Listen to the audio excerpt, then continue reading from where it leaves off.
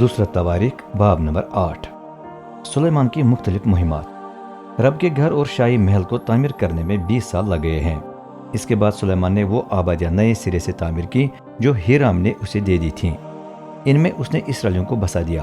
ایک فوجی مہم کے دوران اس نے حمات زوبا پر حملہ کر کے اس پر قبضہ کر لیا۔ اس کے علاوہ اس نے حمات کے علاقے میں گودام کے شہر بنائے۔ ریگستان کے شہر تدمور میں اس نے بہت سا تعمیری کام کرایا، اور اسی طرح بالائی اور نشیبی بیت خورون اور بالات میں بھی۔ ان شہروں کے لیے اس نے فصیل اور کنڈے والے دروازے بنوائے۔ سلیمان نے اپنے گوداموں کے لیے اور اپنے رتھوں اور گھوڑوں کو رکھنے کے لیے بھی شہر بنوائے۔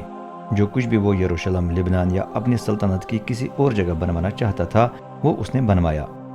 جن آدمیوں کی سلیمان نے بیگار پر بھرتی کی وہ اسرائیلی نہیں تھے، بلکہ ہتی، اموری، فرزی، ہیوی اور یبوسی یعنی کنعان کے پہلے باشندوں کو وہ اولاد تھے جو باقی رہ گئے تھے۔ ملک پر قبضہ کرتے وقت اسرائیلی ان قوموں کو پورے طور پر مٹا نہ سکے، اور آج تک ان کے اولاد کو اسرائیل کے لیے بیگار میں کام کرنا پڑتا ہے۔ لیکن سلیمان نے اسرائیلیوں کو ایسے کام کرنے پر مجبور نہ کیا، بلکہ وہ اس کے فوجی اور رتھوں کی فوجوں کے افسر بن گئے اور انہیں رتھوں اور گھوڑوں پر مقرر کیا گیا۔ سلیمان کے تعمیری کام پر بھی 250 اسرائیلی مقرر تھے جو ضلعوں پر مقرر افسروں کے تابع تھے۔ یہ لوگ تعمیری کام کرنے والوں کی نگرانی کرتے تھے۔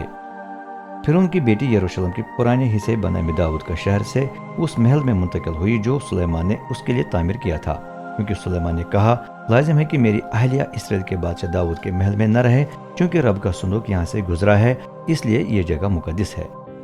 رب کے گھر میں خدمت کی ترتیب۔ اس وقت سے سلیمان رب کو رب کے گھر کے دیوان خانے کے سامنے قربان گاہ پر بسم ہونے والی قربانیاں پیش کرتا تھا۔ جو کچھ بھی موسیٰ نے روزانہ کی قربانی کے متعلق فرمایا تھا اس کے مطابق بادشاہ قربانیاں چڑھاتا تھا۔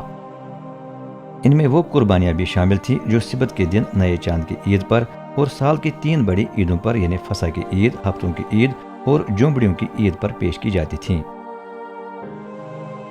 سلیمان نے اماموں کے مختلف گروہوں کو وہ ذمہ داریاں سونپی جو اس کے باپ داؤد نے مقرر کی تھیں۔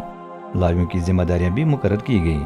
ان کی ایک ذمہ داری رب کی حمد و ثنا کرنے پر پرستاروں کی رہنمائی کرنی تھی، نیز انہیں روزانہ کی ضرورت کے مطابق اماموں کی مدد کرنی تھی۔